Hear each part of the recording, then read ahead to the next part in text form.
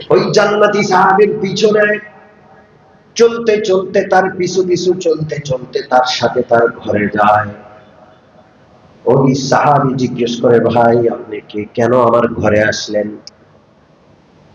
সাহাবী বলে, আমি আপনার ঘরে মেহমান হতে চাই। আরবে মেহমান হতে চাইলে পরিচিত অপরিচিতর কোনো বিষয় ছিল না। যে ব্যক্তি মেহমান হতে চায়, আরবের মানুষ খুব মেহমানদারি করতেন, তাকে মেহমান হওয়ার সুযোগ দিতেন। এই সাহাবী, জান্নাতি সাহাবী, নিজের ঘরে ওই সাহাবীকে মেহমান বানালেন। একদিন থাকলেন, 2 দিন থাকলেন, 3 দিন থাকলেন, সারা রাত দিন এই মেহমান সাহাবী, ঘরওয়ালা জান্নাতি সাহাবীর আমল শুধু দেখছেন। সকাল থেকে সন্ধ্যা পর্যন্ত, সন্ধ্যা থেকে আবার সকাল পর্যন্ত কি আমল করে এটা শুধু লক্ষ্য করেছেন। তার কোন আমলটা বিশেষ আমল, যে আমলের কারণে রাসূলুল্লাহ পৃথিবীতে থাকতে সকল সাহাবীদের সামনে লোকটারে জান্নাতি বলে। 3 দিন পর ঘরওয়ালা জান্নাতি সাহাবী জিজ্ঞেস করে, ভাই আপনি কেন আসছেন? আপনার কোনো উপকার আমি করতে পারি? হয়তো কোনো কাজে আসছেন, সেই কাজটা উদ্ধার হচ্ছে না, আপনি আমার ঘরের মেহমান, আমাকে বলেন, আমি আপনার সাহায্য করব। মেহমান সাহাবী আবার বললেন, ওগো জান্নাতি আল্লাহর বান্দা, গত 2 দিন আগে 3য় দিনে আল্লাহ রাসূল বলছিলেন, এই মুহূর্তে যেই লোকটা মসজিদের সামনে দিয়ে হেঁটে যাবে সে আল্লাহর জান্নাতি হবে। আমরা সবাই তাকায় রইলাম, কে আসে কে আসে। কিছুক্ষণ পর দেখলাম আপনি আসলেন। রাসূলুল্লাহর জবানের সাক্ষী, নিশ্চিত আপনি জান্নাতি। সবাই আমরা আপনাকে জান্নাতি বিশ্বাস করলাম, কিন্তু আমি একটু আলাদা চিন্তা করলাম যে আপনি কি আমল করেন সেটা আমি একটু দেখব। এই জন্য কৌশলে আপনার ঘরে আসা, আপনার ঘরের মেহমান হলাম। দিন রাত আপনাকে আমি ফলো করছি, আপনি কি করছেন, কি আমল করছেন। 3 দিন 3 রাত আপনার ঘরের মেহমান হইয়া রাত দিনের প্রতিটা আমল তন্ন তন্ন করে আমি তালাশ করলাম, খুঁজে দেখলাম এমন কোন বিশেষ আমল তো আমার নজরে পড়ল না। সব আমল স্বাভাবিক এবং আমাদের মতই। বলুন দেখি, গোপন কি আমল আপনার আছে, যে আমলটা বিশেষ আমল, হয়তো ওই আমলের কারণে আল্লাহ রাসূল আপনার জান্নাতি হওয়ার সংবাদ দিয়েছেন। জান্নাতি সাহাবী বললেন, শুনে নাও, আমি স্বাভাবিক আমলে করি, বিশেষ কোনো আমল আমার নাই। তবে আমি একটু চিন্তা করার পর একটা আমল আমার বিশেষ আমল আছে বলে মনে হয়। সেটা হলো, প্রতিদিন দিন অতিবাহিত হওয়ার পরে রাতে যখন আমি ঘুমাইতে যাই, সারাদিন যত মানুষের সাথে আমার যত লেনদেন, যত কথাবার্তা, যত আচার আচরণ হয়েছে, আমি যাদের মাধ্যমে কষ্ট পেয়েছি সকলকে ক্ষমা করে দিয়ে আমার দিলটা সকলের ব্যাপারে পরিষ্কার পরিচ্ছন্ন করে তারপরে রাত্রে বিছানায় যায়। আমি কারো ব্যাপারে আমার অন্তরে সামান্যতম কষ্ট রাখি না। যখন ঘুমাইতে যাব সবাইকে মাফ করে, যত মানুষ আমাকে যত কটু কথা বলেছে, তিরস্কার করেছে, গাল মন্দ করেছে, গীবত করেছে, খারাপ বলেছে, নিন্দা করেছে, যা করেছে সারাদিনের সব জানা অজানা সব আল্লাহর হস্তে ক্ষমা করে সমস্ত মুসলমানের ব্যাপারে আমার দিলটাকে আমি পরিষ্কার পরিচ্ছন্ন করে এরপরে আমি বিছানায় যাই। আল্লাহ ওই সাহাবী বললেন, শুনে রাখো, এই আমলটাই হলো ওই আমল যে আমলের কারণে আল্লাহ তাআলা বান্দাদেরকে ক্ষমা করে দেন। হযরত আব্দুল্লাহ ইবনে ওমরের কাঁধে হাত রেখে আল্লাহ রাসূল বললেন, ও আব্দুল্লাহ, যদি তুমি পারো তোমার মনটাকে পরিষ্কার করে ঘুমাবা, কারো ব্যাপারে মনে কষ্ট রাখবে না, ক্ষমা করে দিবা। বান্দাদেরকে ক্ষমা করলে কার ক্ষমা পাওয়া যায়? ঝগড়া লম্বা করব, মারামারি হানাহানিকে বাড়াবো না কমাবো? জোরে বলেন। বড়টাকে ছোট করে ফেলবো। মনে করেন বিশাল সংগ্রাম বেঁধে গেছে, আপনি বললেন কোনো কিছু হবে না, সবাই চুপ। বিশাল ফেতনার মারামারিকে আপনি এক কথা বলে একেবারে দাফন করে দিলেন। কি করে দিলেন? ইচ্ছা করলে একটু করে উঠে দিলেন, খুনাখুনি মারামারি হানাহানি লেগে যেত, যুদ্ধ লেগে যেত। সেখানে আপনি কি করলেন? একেবারে সহজ করে দিলেন, কোনো কিছু হবে না, সব শেষ, এখানে এটা কবর দেওয়া হলো, শেষ। আপনি আল্লাহর ক্ষমা পাবেন ইনশাআল্লাহ। ক্ষমা করবো ইনশাআল্লাহ। আমাদের আলোচনা কি চলছিল?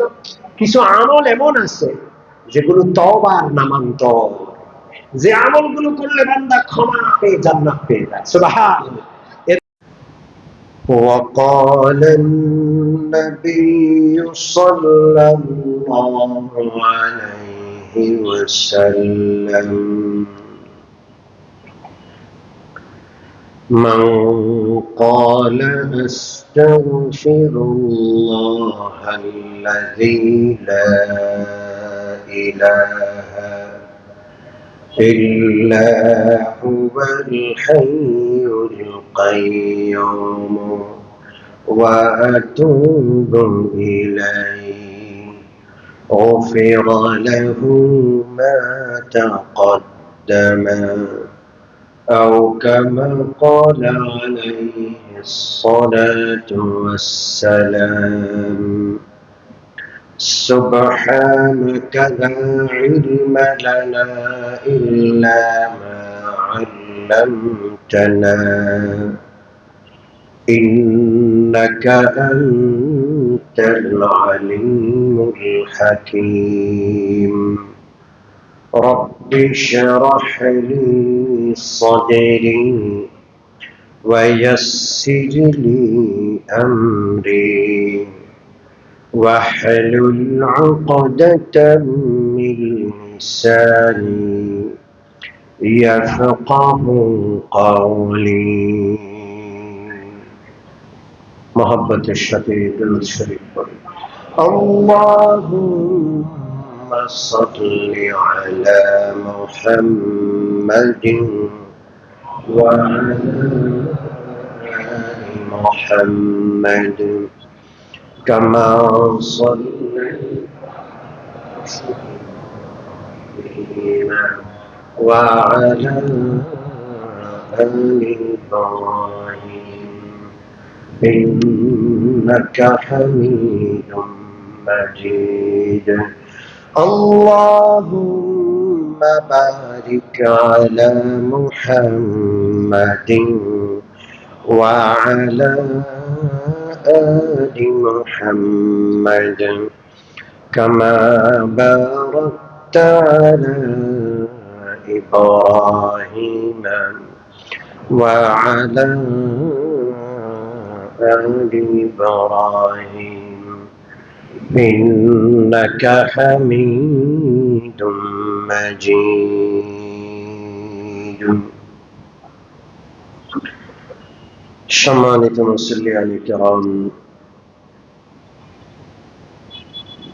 হযরত আদম আলাইহিস সালাতু ওয়াস সালামকে আল্লাহ তাআলা ক্ষমা করার ইচ্ছা করলেন। কারণ আদম আলাইহিস সালাতু ওয়াস সালাম আল্লাহ তাআলার কাছে ক্ষমা চাচ্ছিলেন, আর ক্ষমা চাইলে আল্লাহ তাআলা অবশ্যই ক্ষমার শর্তগুলো পাওয়া গেলে আল্লাহর ওয়াদা, আল্লাহ কি করে দেন? ক্ষমা করে দেন। বান্দা ক্ষমা পাওয়ার জন্য যত রাস্তা দরকার সব রাস্তা খুলে দেন কে? আল্লাহ। হযরত আদম ক্ষমা চাইলেন, হযরত আদমের ভাষায় আল্লাহ তাআলা নিজের পক্ষ থেকে একটা দোয়া তাকে শিখিয়ে দিলেন। হযরত আদম যখন সেই দোয়া পড়লেন, সাথে সাথে আল্লাহ ক্ষমা করে দিলেন। ক্ষমার দোয়াটা আমরা সবাই জানি, সব সময় বেশি বেশি পাঠ করব সেই দোয়াটি। একটু পড়ি, রব্বানা যালামনা আনফুসানা ওয়া ইল্লাম তাগফির লানা ওয়া তারহামনা লানাকুনান্না মিনাল খাসিরিন। এইভাবে বিভিন্ন নবীকে আল্লাহ ক্ষমার দোয়া শিখিয়েছেন। নবীরা ক্ষমা চেয়েছেন, আল্লাহ ক্ষমা করেছেন, এমন অনেক দোয়া কোরআনে আছে। আগে এই দোয়াগুলো খুব সবাই জানতো, পাঠও করত। এখন জানেও না, পাঠও করে না, তওবা যেন ভুলে গেছে মানুষ। কোন মুসিবত দেখা গেলে আগে হযরত ইউনূস আলাইহিস সালামের দোয়াটি সবাই পড়ত। দেখা যেত এই দোয়ার খতম পড়লে সাথে সাথে কাজ হয়ে যেত। কই সেই দোয়া এখন পারেও না কেউ। মহব্বতের সাথে পড়ি, লা ইলাহা ইল্লা আনতা সুবহানাকা ইন্নী কুনতু মিনাজ জালিমিন। আল্লাহর কাছে ক্ষমা চাওয়াটা বান্দার প্রিয় আমল হতে হবে। বান্দা আল্লাহর কাছে ক্ষমা চায়, এটা আল্লাহর কাছে খুব প্রিয়। আল্লাহর যেটা প্রিয় বান্দারও সেটা কি হওয়া উচিত? এমন যেন হয় ক্ষমা না চাইতে পারলে ভাল লাগে না। আজকে আল্লাহর কাছে মন ভরে একটু কাঁদতে পারি নাই, একটু চোখের পানি ফেলে আমার মালিককে ডাকতে পারি নাই, আজকে ভালো যাচ্ছে না, আজকে ভালো লাগছে না, এমন যেন হয়ে যায়। আল্লাহ কবুল করে। আমাদের চোখের পানি কার শানে পড়বে, কার কদমে পড়বে? আল্লাহ। দামি হয়ে যাবেন আপনি, আপনি আল্লাহর কাছে অনেক দামি হয়ে যাবেন। ক্ষমা চাইবো ইনশাআল্লাহ। আমি কিছু আমলের কথা আলোচনা করছিলাম, যে আমলগুলো ক্ষমা চাওয়ার নামান্তর। ওই আমলগুলো করলে আল্লাহ ক্ষমা করে দেন। আমলগুলো জানার দরকার না? গত সপ্তাহ আলোচনা করেছি, কষ্টদায়ক জিনিস সরিয়ে ফেললে আল্লাহ কি করে দেন? হযরত রাসূলুল্লাহ জান্নাতে গিয়ে দেখলেন এক লোক জান্নাতে দৌড়াচ্ছে, ফুর্তি করছে। জিবরিলকে জিজ্ঞেস করলেন, এই লোকটাকে? ইয়াতাকাল্লাবু ফিল জান্নাতি বিশাজারাতিন কাতাআহা মিন যাহরিত তারিক। হযরত জিবরিল বললেন, ছোট্ট একটা আমলের কারণে আল্লাহ তারে ক্ষমা করে জান্নাত দান করে দিয়েছে। আমলটা কি? একটা গাছ, একটা গাছের ডাল রাস্তার উপর পড়েছিল, মানুষ হাঁটতে কষ্ট হতো, ওই লোকটা মানুষের কষ্ট দূর করার জন্য ওই ডালটা কেটে রাস্তাটা পরিষ্কার করে দেয়। আল্লাহ! আমরা রাস্তায় কত কিছু ফেলে দিই, কার কষ্ট হবে, আমার কি? ঠিক কিনা? অনেক মানুষ গাড়িতে চড়ে, যা খায় সব গাড়ির বাহিরে, জানলা দিয়ে শুধু ফেলে। ওনার গাড়িটা ছাড়া সারা দুনিয়া হলো ডাস্টবিন। ব্যাপারটা যেন এমন, এমন কি হবে? গাড়িতে যখন উঠি কোনো ময়লা আমরা গাড়ির ভিতরে একটা ব্যাগে রেখে দিব, গাড়ি থেকে বের হইয়া ওই ময়লার ব্যাগটা ডাস্টবিনে ফেলবো। আদব আছে না নাই? পান খেয়ে যেখানে সেখানে পিক ফেলে সবাইকে কষ্ট দিলাম, কেমন হলো বলেন? অনেক ঘরে ওঠার সময় সিঁড়ির কোনায় কালো হয়ে আছে পানের পিক। বাঙালিদের এই দুরবস্থার কারণে পৃথিবীর অনেক দেশে পান খাওয়া নিষেধ, অপরাধ। সৌদি আরবে পান খাওয়া অপরাধ। বাঙালিরা পান খেয়ে সব জায়গায় ফিক ফেলে নোংরা করে ফেলে। এই বাঙালিদের এই অপরাধের কারণে সৌদি আরবে পান বহন, পান বেচাবে কেনা, পান খাওয়া সব দণ্ডনীয় অপরাধ। কষ্ট দিলাম, আমরা কষ্ট দিব না, বরং কষ্টদায়ক জিনিস সরিয়ে ফেলবো, যেন আল্লাহ আমাকে কি করে দেন? মাফ করে দেন। মনে থাকবে? আজকে একটা আমলের কথা বলবো যেটার কারণে মানুষ ক্ষমা পেয়ে যায়, সেটা হলো লেনদেনের কাজ। কিসের কাজ? লেনদেনে মানুষকে ছাড় দেওয়া, লেনদেনে কাউকে কাউকে গরিব অসহায় মাফ করে দেওয়া। এর জন্য আল্লাহ তাআলা যে ব্যক্তি এমন ছাড় দিবে, গরিব মানুষকে ক্ষমা করবে, আল্লাহ তাকে মাফ করে দিবে। আল্লাহু আকবার।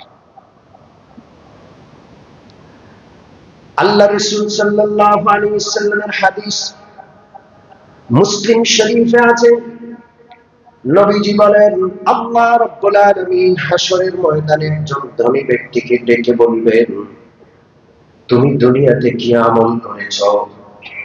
লোকটি বলবে, আল্লাহ, তেমন কোনো আমল আমি করি নাই, তবে আল্লাহ আপনি আমাকে ধন সম্পদ দিয়েছিলেন, ধনী বানিয়েছিলেন, আমি ধন সম্পদ মানুষের মাঝে লেনদেন করেছি, জমা করে কক্ষিগত করে রাখিনি, লেনদেন করেছি।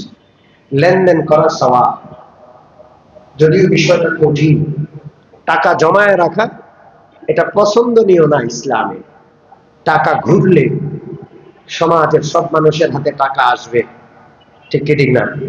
টাকা কোনো জায়গায় রেখে দেওয়া এটা ইসলামে পছন্দনীয় না। অর্থনীতির চাকা আটকে থাকে। টাকা হলো পানির মতো। টাকা যখন ঘুরবে, পানির যেমন নিচের দিকে যায়, টাকা সাধারণ মানুষের হাতে আসবে। গুটি কয়েক মানুষের হাতে টাকা আটকে গেছে, সরকারের পতন হয়েছে, আরেকটা সরকার আসছে, টাকাওয়ালারা টাকা ধরে রাখছে, ছাড়লে আবার কোন মুসিবতে পড়ি, বাস টাকার প্রবাহ কমে মানুষের ব্যবসা বাণিজ্য, গরিব মানুষের অবস্থা খারাপ। প্রবাহ নাই। অর্থনীতি একটা প্রবাহের নাম।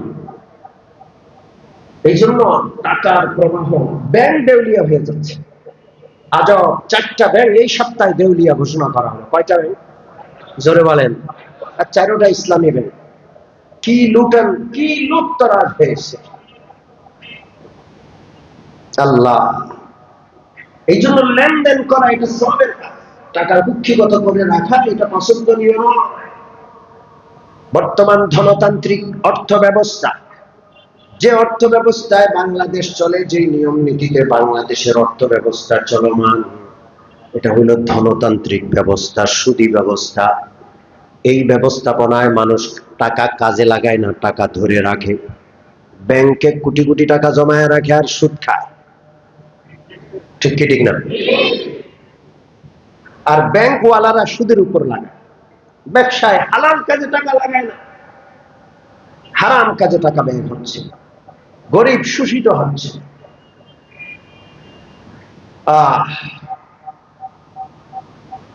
আল্লাহ রাসূল বলেন, ওই লোকটাকে আল্লাহ রাব্বুল আলামিন হাসরের ময়দানে জিজ্ঞেস করবেন, তুমি কি আমল করেছো? লোকটা বলবে, আল্লাহ আমার তেমন কোনো আমল নাই, তবে আপনি আমাকে ধন সম্পদ দিয়েছিলেন, আমি মানুষের মাঝে লেনদেন করেছিলাম। ধনী মানুষ আমার কাছ থেকে টাকা নিত, গরিবদেরও লেনদেন করেছি। ধনী মানুষরা টাকা দিতে কখনো সময় চাইলে আমি সময় বাড়িয়ে দিতাম, গরিব অপারক লোকেরা সময় চাইলে সময়ও দিতাম। অপারক হয়ে গেছে দেখছি, অনেক সময় পূর্ণ বা আংশিক ক্ষমা করে দিতাম। আল্লাহ, একটা গরিব মানুষ, আরে আপনি দেখতেছেন বাস্তব, সে অভাবের তাড়নায় সব হারায়া নিঃস্ব হয়ে আছে, মাফ করে দিলেন। অথবা আংশিক মাফ করে দিলেন, যা তোমার 3/1 মাফ, অর্ধেক মাফ করে দিলাম। এইভাবে তাকে কিছু ক্ষমা করলেন, নম্র আচরণ করত।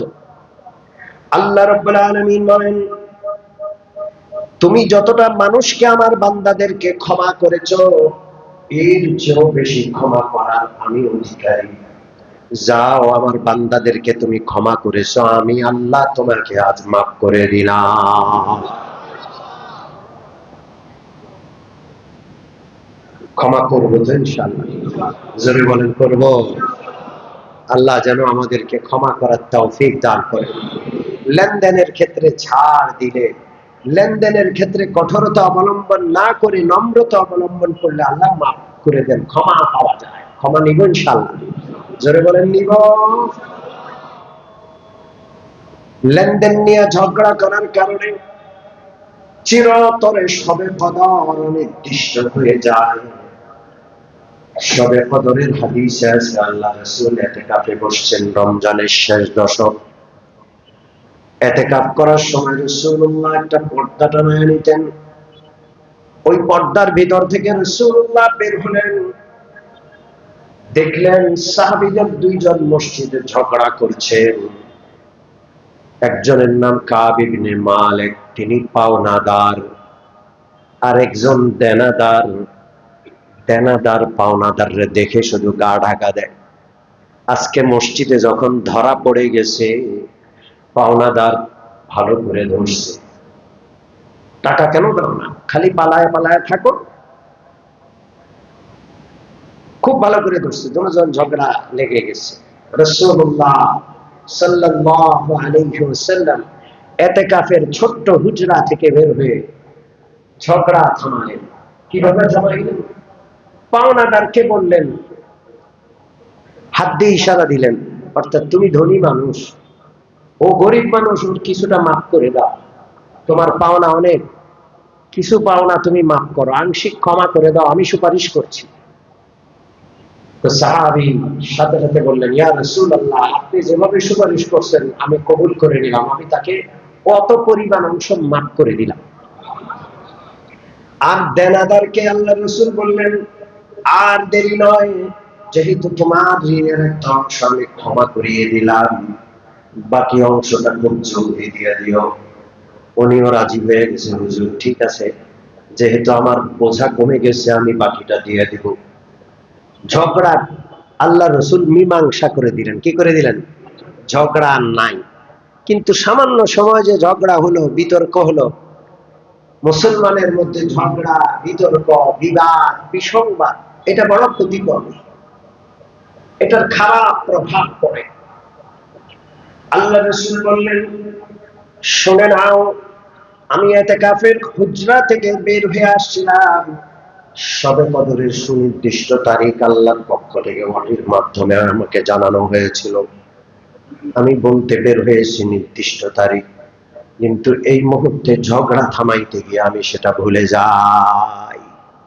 আমার আর মনে পড়ছে না, আমি মনে করতে পারছি না শবে কদরের সেই তারিখটা কত তারিখ, আর মনে করতে পারছি না। ঝগড়া থামাইতে গিয়ে একটা করতে গিয়ে আরেকটা কি করে গেলাম, ভুলে গেলাম।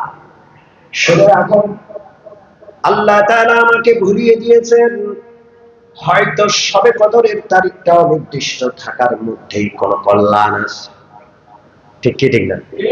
তোমরা 21, 23, 25, 27, 29 বেজোড় রাত্রিগুলো ইবাদতে কাটাও।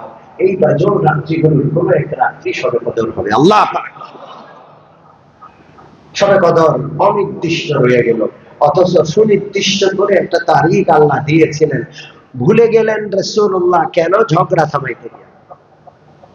দুজন সাহাবী মসজিদে নববী যেখানে ঝগড়া হচ্ছে, ঝগড়া থামাচ্ছেন রাসূলুল্লাহ। সেই মজমাটা পৃথিবীর সর্বশ্রেষ্ঠ মানুষের মজমা, সাহাবা, সর্বশ্রেষ্ঠ নবী সেই ঝগড়া থামাচ্ছেন। এরপরেও তার মধ্যে এতটুকু না বরকতি যে কিয়ামত পর্যন্তের জন্য এই উম্মত শবে কদরের সুনির্দিষ্ট তারিখ জানা থেকে বঞ্চিত হলো।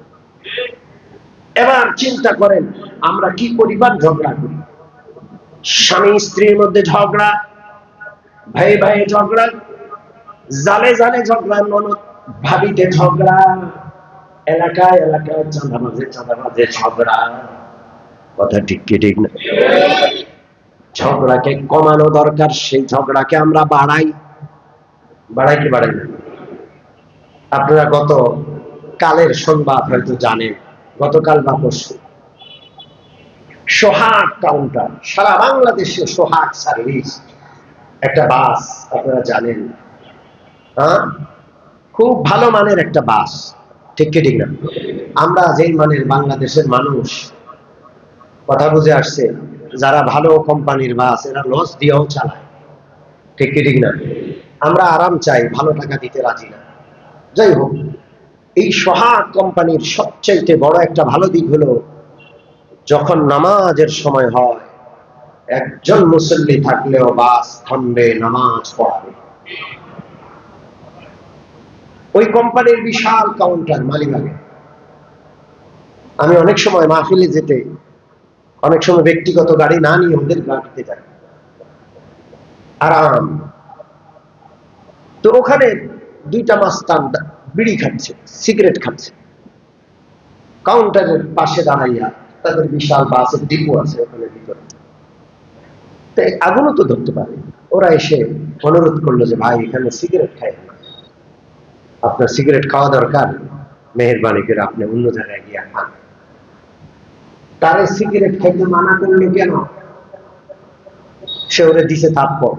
চিনোস আমারে? কথা কি বুঝতে পারছেন? তো কাউন্টারের ভিতরে ওদের জায়গায় ওদেরকে থাপ্পড় দিছে। 2-3 জন আরো লোক আসলো, বাসের ড্রাইভার আছে, হেল্পার আছে, গাড়ি পরিষ্কার করছে, শ্রমিকরা আছে, ওদেরকে ধাক্কা টাক্কা দিয়ে বাইর করে দিচ্ছে। বাস এতক্ষণ ছিল 2-3 জন, আধা ঘন্টার মধ্যে 30-40 জন নিয়ে আসছে।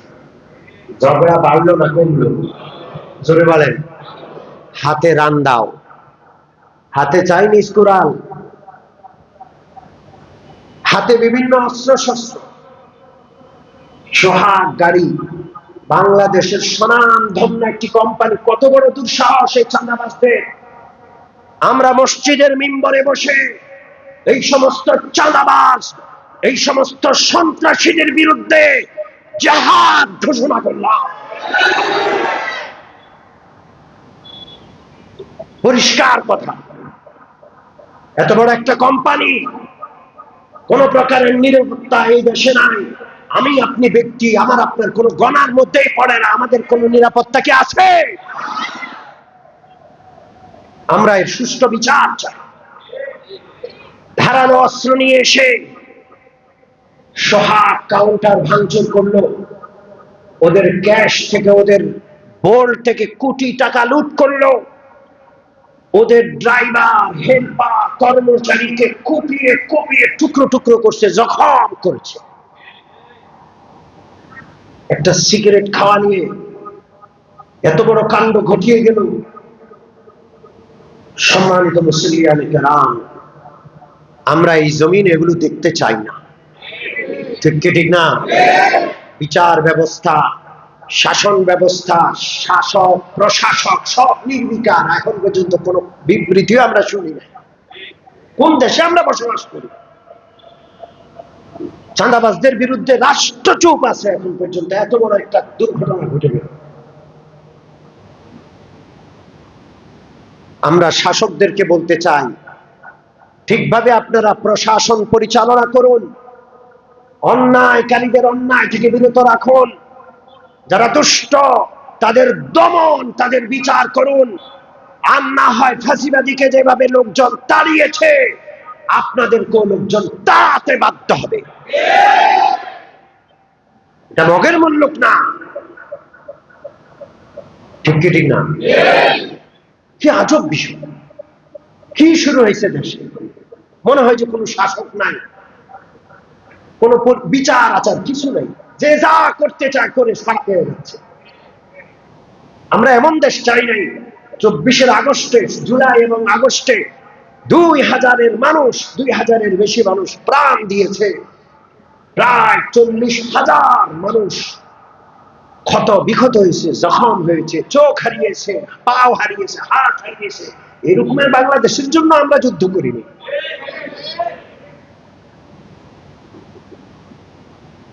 আসল কথায় ফিরে আসি, ঝগড়াকে ছোট করব না বাড়াবো? জোরে বলেন। বিচার না থাকলে মানুষ ঝগড়াকে বড় করে, কিচ্ছু হবে না। মাস্তানি দেখায়া দেব, দেখায়া দিব। নাউযুবিল্লাহি মিন যালিক। মেজাজ কন্ট্রোল করতে হবে। ঠিক কি ঠিক না? রাগ দমন করতে হবে, গুসা হজম করতে হবে। কোন বিচার নেই। কবে আল্লাহ তাআলা ইসলামী শাসন আনবেন যেখানে প্রত্যেকেই ধৈর্যশীল হতে বাধ্য হবে?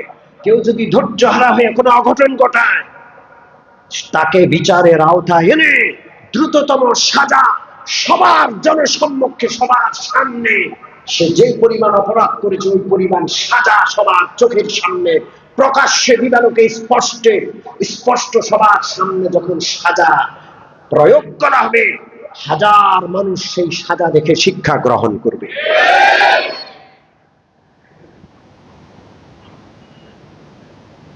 জগৎ কাঁপানো এক একটা অন্যায় অপরাধ হচ্ছে, আর এর বিচার হচ্ছে না, বা বিচার হইল বহু বছর পর, লেন্দি প্রসেসিং, কোন সময় সে অপরাধ হইল, আর কখন যা তার বিচার হচ্ছে কেউ জানেও না। এই বিচার ব্যবস্থার কোন প্রভাব এই সমাজে অন্যায় কাজ প্রতিরোধের ব্যাপারে একটু নাই, ঠিক কি ঠিক না? খুনিরা খুন করে বিচারের আওতায় যাচ্ছে, জামিন নিয়ে বের হয়ে আসা সে আরো ডবল খুনের হুমকি দিয়ে বেড়াচ্ছে। কি বলবো বল, বলতেও মনে চায় না। আসুন আসল কথায় ফিরে আসি, আমরা ঝগড়া বাড়াবো না কমাবো? জোরে বলেন। রাসূলুল্লাহ সাল্লাল্লাহু আলাইহি ওয়াসাল্লাম ঝগড়াকে সেখানে শেষ করে দিলেন, পাওনাদার দেনাদার দুজনের মধ্যে সমাধান করে দিলেন, ঝগড়া খতম। সাহাবীদের ঝগড়া পৃথিবীর সবচেয়ে উৎকৃষ্ট মানুষদের সামান্য বিষয় নিয়ে ঝগড়া, বিশ্বনবী সেখানে সমাধান করে দিলেন, তাও সবে কদরের মতো। এত গুরুত্বপূর্ণ বিষয় চিরকালের জন্য নির্দিষ্ট হয়ে গেল। এখন আমার আপনার ঝগড়া, প্রতিনিয়ত ঝগড়া, একটা ঝগড়া বৎসরকে বৎসর জিয়ায় রাখছি, ঠিক কি ঠিক না? বউ আর শাশুড়ি, বউ হয়তো ভুলে, ছোট্ট মানুষ নতুন আসছে, ছোট্ট মানুষ এখনো কথা বলতে জানে না, শাশুড়ি একটা কথা বলছে, শাশুড়ি এই কথাটারে এমন ভাবে মনের ভিতরে রাখছে, প্রতিদিন কথায় কথায় তার সেটার উসুল তোলে। বৎসর চলে যায়, যোগ চলে যায়, এখনো তার মনের রাগ মিঠে নয়। এরকম আছে না নাই? আহা, কদ্দুর পর্যন্ত ঝগড়া রেজিয়ায় রাখছি, ক্ষমা করা আমরা শিখলাম না, রহমত আসবে কেমনে ঘরে? ঝগড়া ঝাঁটি হানাহানি এগুলোকে ছোট করে দিব, আল্লাহ রসকে ক্ষমা করে দিব। একটা ঘটনা বলে শেষ করে দিব আজকে। আল্লাহর হাবিব সাল্লাল্লাহু আলাইহি ওয়াসাল্লাম মসজিদে নববীতে বসেন, একজন সাহাবী মসজিদের সামনে দিয়া হেঁটে যাবে, আল্লাহ রাসূলের সামনে যারা বসা,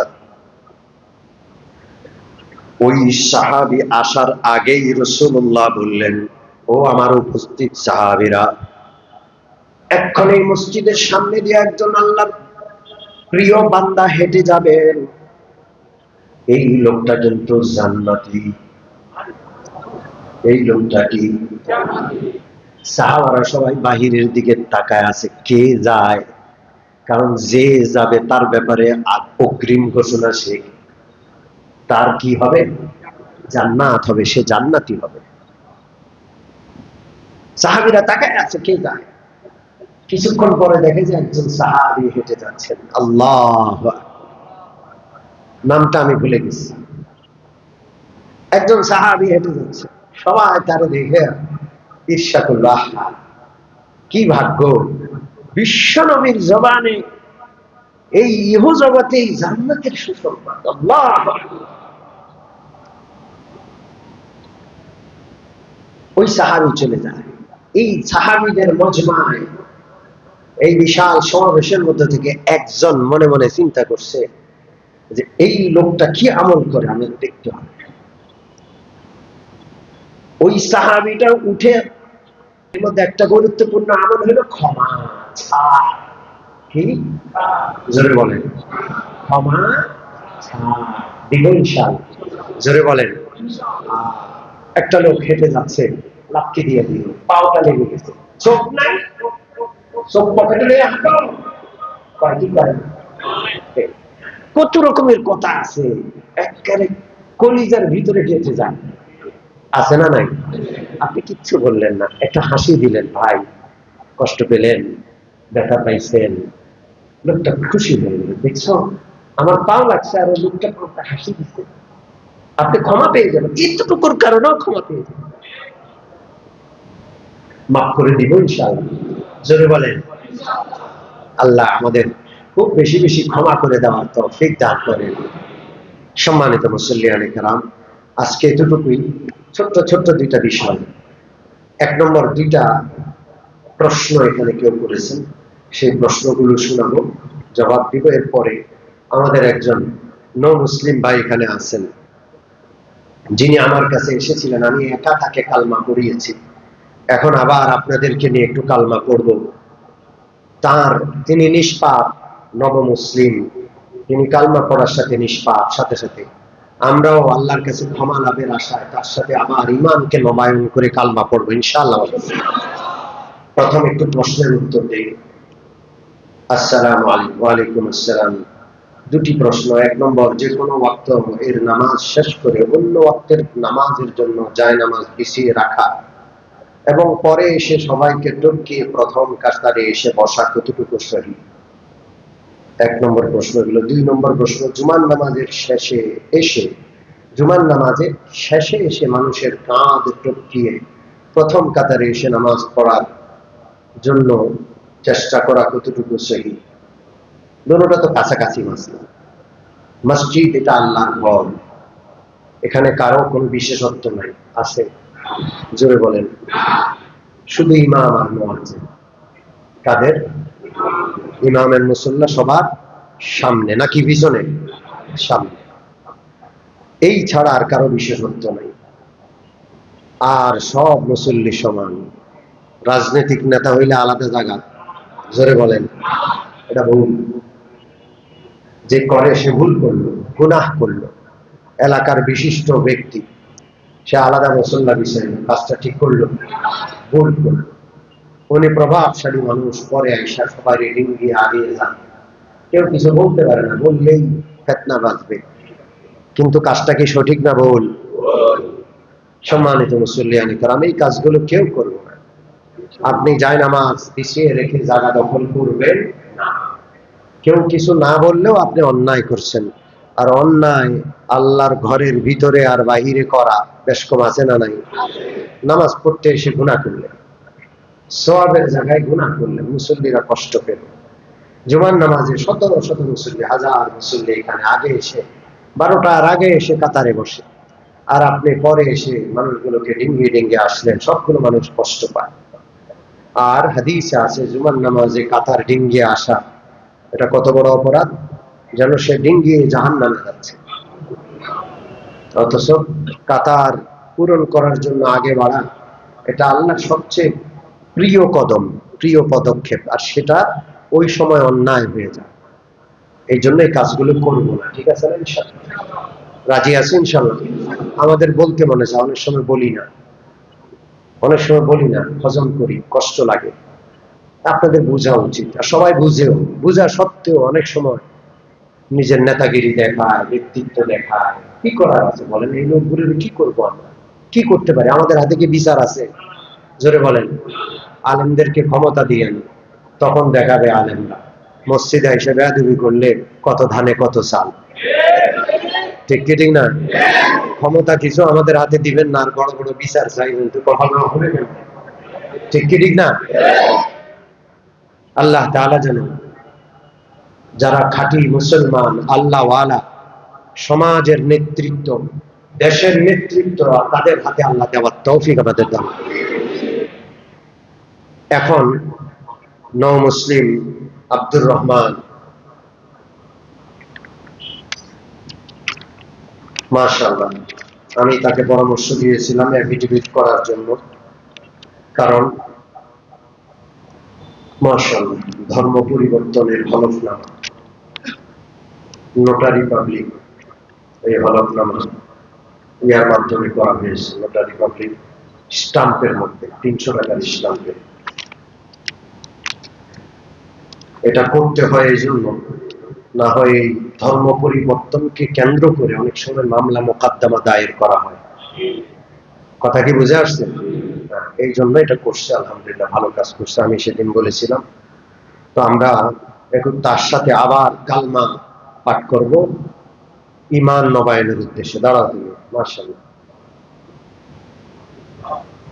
লা ইলাহা ইল্লাল্লাহু মুহাম্মাদুর রাসূলুল্লাহ। আল্লাহ ছাড়া কোনো মাবুদ নাই। হযরত মুহাম্মদ সাল্লাল্লাহু আলাইহি ওয়াসাল্লাম আল্লাহ তাআলার রাসূল। আশহাদু আল্লা ইলাহা ইল্লাল্লাহু وأشهد أن محمدا عبده ورسوله আমি সাক্ষ্য দিচ্ছি যে আল্লাহ তাআলা ব্যতীত আর ইবাদতের উপযুক্ত কেউ নাই। আমি আরো সাক্ষ্য দিচ্ছি যে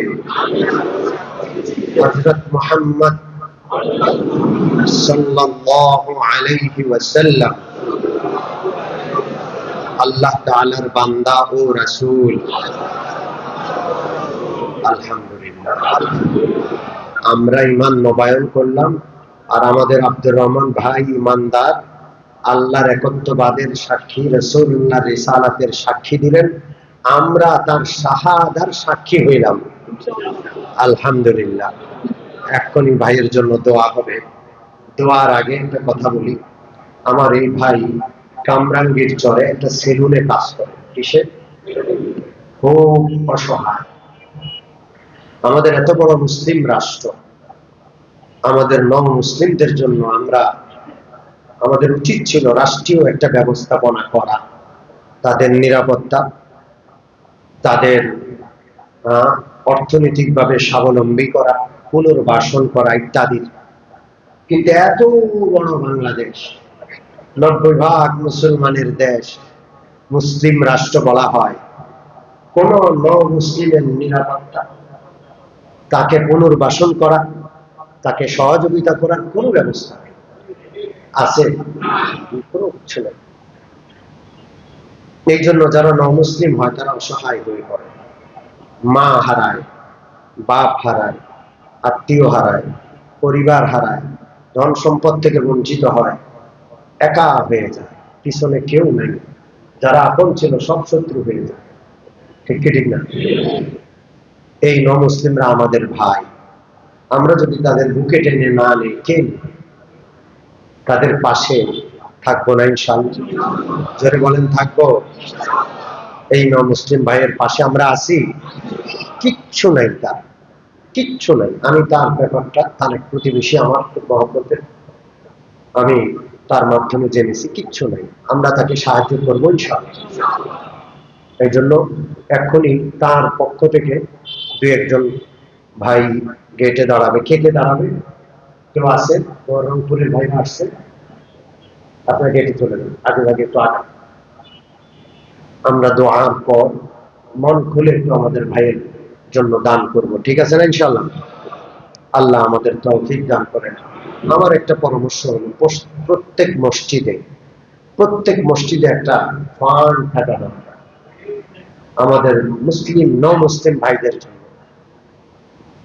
প্রত্যেক মসজিদে একটা ফান্ড থাকা দরকার। আল্লাহ যেন আমাদের মসজিদ কর্তৃপক্ষকে মুসলিম ভাইদের সাহায্যে একটা ফান্ড গঠন করার তৌফিক দান করেন। আমাদের মুসলিম ভাইরা বোনরা যেন দুয়ারে দুয়ারে হাত পাততে না হয়। যেই এলাকার ভাই মুসলিম হবে, ওই এলাকার মানুষ তাকে যেহেতু চিনে, আবার মুসলিমের নাম ধারণ করে অনেক লোক উল্টা পাল্টাও করে। এই দেশে যদি কোটিপতিরা ধোঁকাবাজি করতে পারে, ব্যাংক লুট করতে পারে, তাহলে গরিব মানুষ তো ধোঁকাবাজি করবেই। গরিব মানুষ তো এটা অধিকার আছে, কি কর? গরিবরা করবো, ওই কোটিপতি ব্যাংক লুট করে গেছে, আমি কি, আমি তো সামান্য একটু লেগে হাতে না পাচ্ছি, যারা আমার দিয়েছে খুশি হয়ে গেছে। ঠিক কি ঠিক না? ধোঁকাবাজি আর প্রতারণা সর্বত্র সব সময় হারাম। যাই হোক, যেই এলাকায় মুসলিম মুসলমান হবে, সেই এলাকার মানুষ তো তারা চিনে, কথা কয় না? তার অন্য এলাকায় যাইতে হবে কেন? সেই এলাকার মুসলমানরা তার পাশে দাঁড়াইলে আর কোনো অসুবিধা থাকে? এই জন্য আমি প্রত্যেক এলাকার মুসলমান ভাইদেরকে বলবো, মসজিদ কেন্দ্রিক আপনারা একটা ফান্ড গঠন করেন, যেন আমার এলাকার যে ভাই মুসলিম হবে, মুসলিম, তার যেন পিছন ফিরে তাকাইতে না হয়। আমরা যদি এমন স্বাবলম্বী মুসলিমদেরকে স্বাবলম্বী করার উদ্যোগ নেই, বিশ্বাস করেন এক দুইজন না, শত শত মুসলমান হয়ে যাবে। অনেক মুসলিম মুসলমান হওয়ার জন্য চেষ্টা করে, কিন্তু সামনে অন্ধকার দেখে আর হয় না, হিম্মত হয় না। ঠিক ঠিক না? ব্যবস্থা গ্রহণ করব। আল্লাহ আমাদেরকে তৌফিক দান করেন। সংক্ষেপে মোনাজাত হবে, এরপর আমরা যাওয়ার সময় ভাইয়ের জন্য সাহায্য দিয়ে যাব। আলহামদুলিল্লাহ রাব্বিল আলামিন والصلاة والسلام على سيد الأنبياء والمرسلين وعلى